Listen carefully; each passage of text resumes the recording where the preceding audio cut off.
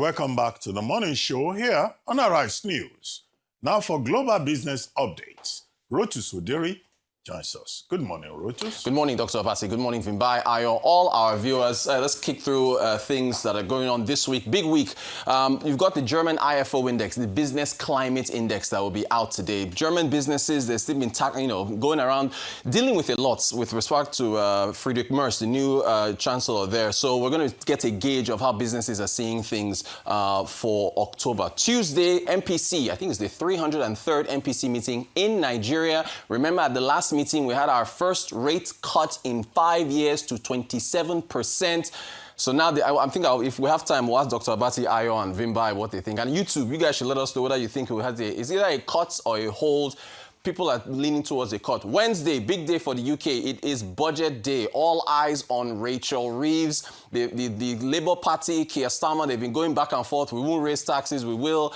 We'll have to see what their announcements are on with respect to the UK budgets. The markets will be looking at it. UK gilts, bond investors, everybody. Big day for them. Thursday, US markets are closed. It's Thanksgiving. So happy Thanksgiving to our US viewers who are up very early this morning watching us. But then this is now retail. This is about retail. Friday, limited trading, but it's all about Black Friday's already started, so we'll see how things go with respect to sales there. All right, moving on from there. On Friday, the U.S. markets closed in the positive region, and we'll see Asia markets in just a moment in the positive. New York Fed President John Williams was in Santiago, Chile, and gave this speech. Well, this is an excerpt from his speech. He said, "I view monetary policy in the U.S. as being modestly restrictive, although somewhat less so than before our recent actions. Therefore, I still see room for a further adjustment in the near term to the target range for the federal funds rate to move the stance of policy closer to the range of neutral, thereby maintaining the balance between the achievements of our goals." Look, the Fed presidents have all been saying different things, but he says a cut. Again, is a new announcement, in fact, from the Bureau of Labor Statistics in America. We're not going to get October CPI. So no October jobs report, no October CPI. Fed is flying blind. But now odds of a rate cut, I think, have jumped to 74%. They were 44%. In fact, they were 100%, then 44, now 74. Because 74, so even the markets themselves in the US wondering what happens. So December 9th, 10th, that's when we're going to get that decision over in the US. As I mentioned, Asia markets are up. The Trump administration is considering selling H200 chips to China, which is an upgrade from the current H20, but way behind the Blackwell chips. These are owned by, of course, NVIDIA. So in the Kospi, we saw chip stocks falling, mostly Samsung, HK Inex. But everywhere else, we did see a big jump. I think the big jump here was in the Hang Seng. I think Alibaba says that there's been some warm reception to its own AI chatbot. So that's Asia markets for you on the up and up. We'll see where Wall Street is. The Nigerian Stock Exchange fell every day last week. I think we lost about 2 trillion. 145,159 points is where we're dropped to 144.9, dropped to 144.6, dropped to 144.1, dropped to 143. The orange line is your year-to-date. At one point, and shout out to YouTube, someone corrected me last week when I said if you invested ₦1 million at the beginning of the year, you had doubled your money at a 50% return. That obviously wasn't correct. You had made half your money back. So 1 million at the beginning of the year would give you 1.5. However, big loss, big drops in the market. So we've gone from 41% year-to-date return as of Monday last week, the 17th, all the way down to still a respective 39.6% year-to-date return as of Friday. So all eyes on the market, and we'll see if the MPC decision tomorrow impacts Nigerian stocks. So we'll see how that turns out. Taxes. We've been talking taxes. We're going to get to church pastors and imams in a moment in Nigeria. But first, Niger. They announced on Thursday or Friday that their customs agency is going to be putting 12% taxes on select imports, refrigerators, plastic bags, what have you, 4% on select agric exports in order to fight terrorism. We've seen a lot of these attacks across the Sahel, Mali, Niger, of course, Nigeria, you know what we're dealing with here. Even in Mozambique, I mean, so they, of course, are trying to raise money to, according to them, to fight insurgents. Round off with Nigeria, Mr. Taiwo Oyedele, the chair of the Presidential Committee on Fiscal Policy and Tax Reform, he was on a podcast over the weekend and talked a lot about taxes. What jumped out, of course, was that, yeah, pastors and imams are going to start paying taxes because he will explain it because they earn an income from the church, even though the church itself or the mosque is tax exempt. If you're earning income from activity, you have to pay taxes. But we talked about a lot of other stuff. Here's a quick excerpt. Unfortunately, in Nigeria, the level of tax awareness is very low.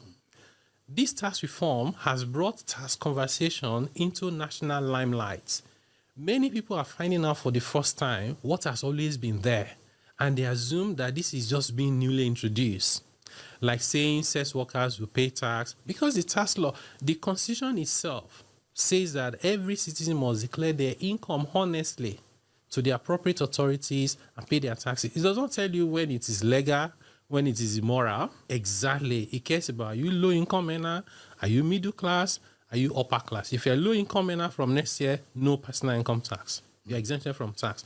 If you're middle class, your tax will drop. If you're high income, your tax will go up.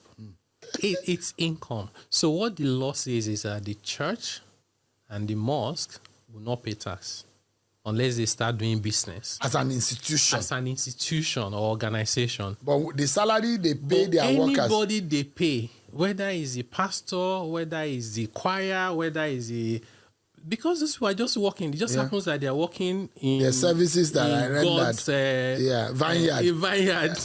They're not different from the person... That vineyard is God's vineyard, though. Don't tax God's vineyard. The person that is selling food... Yeah. You don't think they're doing the work of God. The farmer that goes to the market, to the farm, to go and farm so we can eat, they're doing the work of God. So the way everybody pays, because the only difference is if that amount you're getting is below the threshold for taxation, you are exempted, whether you're an imam or pastor or you don't believe in God. The moment you exceed that point as an individual, you pay tax. We can't start creating a society where we say some religions are superior to other things. I may just decide that I don't believe in God and I'm Yoruba. I want to believe in Babalawo and then you shouldn't punish me. Why should I pay tax and the other people are not paying? So the tax law is neutral in that sense. And that's our update for today. You're going to, the pastors with the luxury cars, your taxes are going to go up. That's our updates for today. Yes, even the traditional... it's January 2026. That's what we're saying. My only concern is, the law of unintended consequences. I really hope that this won't create some inflationary pressure because we know how our ecosystem works and people do tend to take advantage of things like this and want to jack up prices. But very quickly on the MPC, okay, they're saying next person already. Well, yeah.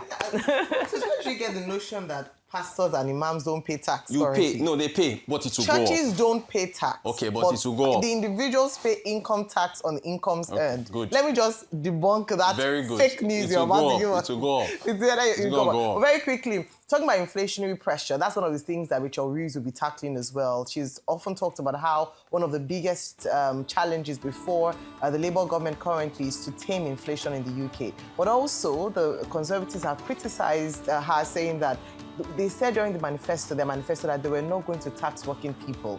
But with increases in taxes and freezing of income thresholds, it's going to definitely be taxing the working people. Let's see what will come out of that. The Bible tells us, give unto Caesar what is Caesar's, and give unto God what is God's. If the churches can collect tithes and they put percentages on it, I do not see anything wrong in churches also giving what is Caesar's. Bless you, Dr. Abati. Thank you. Yes. Thank you, sir. They said the pastors should pay tax. Thank you, sir. Even the churches must pay tax. That's what I'm saying. After all, many of these churches are running businesses that bring business. Selling CDs and food. The MPC will meet today, tomorrow. Yes. Well, two views. Either they reduce the rate or they just hold steady and watch improvements in liquidity, foreign exchange liquidity, the strengthening of the Naira, and also the fact that inflation is going down. After all, we have had 7 consecutive months. So these are the issues. Yeah. But it will be nice to see what Mr. Cardoso tells us at the end of the meeting tomorrow. So thank you very much, Rotus.